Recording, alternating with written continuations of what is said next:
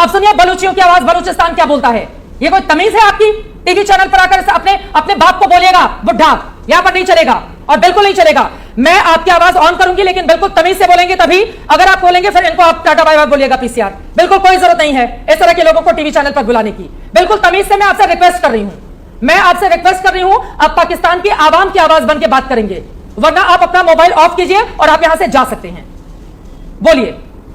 अच्छा, अभी देखे मैंने पहले भी आपकी रेस्पेक्ट की। मैंने आपको बताया कि आप बहुत अच्छी जर्नलिस्ट हैं। आपने बहुत रिलेवेंट सवाल किया कि 11 दिन गुजर गए हैं, आप अटैक करें ना। आपके पास राफेल है, आपके पास नरेंद्र मोदी है, आपके पास अमित शाह है, आपके पास अजीत डोवल है। ये गधे सारे क्या कर रहे हैं? इनको आप आउट करवाइए। इनको नहीं, एक सेकंड, उनको टीवी पे बने रहने दीजिए, टीवी पे बने रहने दीजिए। सर, आप गधे की झुंड आपके वहां पर है बेचते हैं और हम देख भी रहे हैं कि किस तरह से है। वो यूनिफॉर्म में गधे क्या कर रहे हैं मुझे नहीं पता, ठीक है, यूनिफॉर्म, और वहां से पाकिस्तान को बड़ा संदेश देते हैं। तभी आप लोग बिलों में दुम दबाकर बैठे हुए हैं।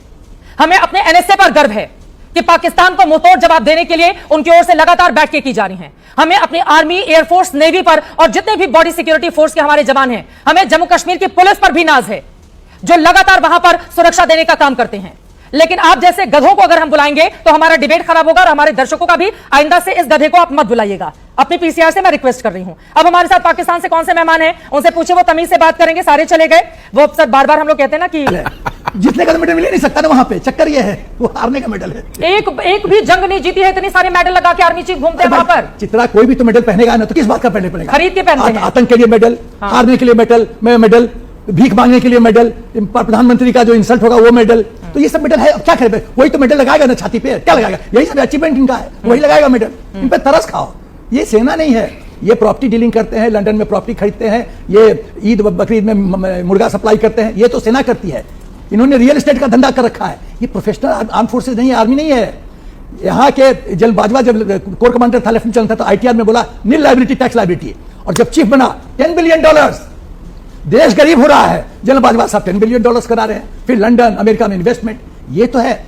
देखो चित्रा, पाकिस्तान के आवाम को समझना चाहिए, उनका सबसे बड़ा दुश्मन हिंदुस्तान नहीं है, उनका सबसे बड़ा दुश्मन आईएसआई और आर्मी चीफ है। बिल्कुल, जो कि अमीर होता जा रहा है और पाकिस्तानी गरीब होता जा रहा है। अरे मेरे भाइयों, इन लोगों ने बहुत सारी प्रॉपर्टी बनाकर रखी है विदेश में, अपने परिवार वालों को भी भिजवा दिया। जब तक खबर आई कि पाकिस्तान में हमला हो सकता है हिंदुस्तान की ओर से, भिजवा दिया अपने परिवार वालों को बाहर।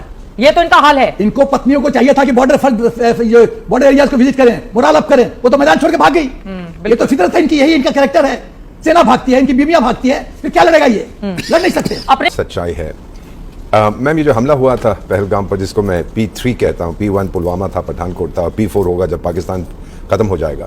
तो ये जो है, आपने अगर देखा होगा ma'am, I don't know if you watch, Pakistani channel देखती हैं, न्यूज़पेपर्स पढ़ती हैं, यूट्यूबर्स, किसी ने रिग्रेट नहीं एक्सप्रेस किया है कि पहलगाम में क्या हुआ है।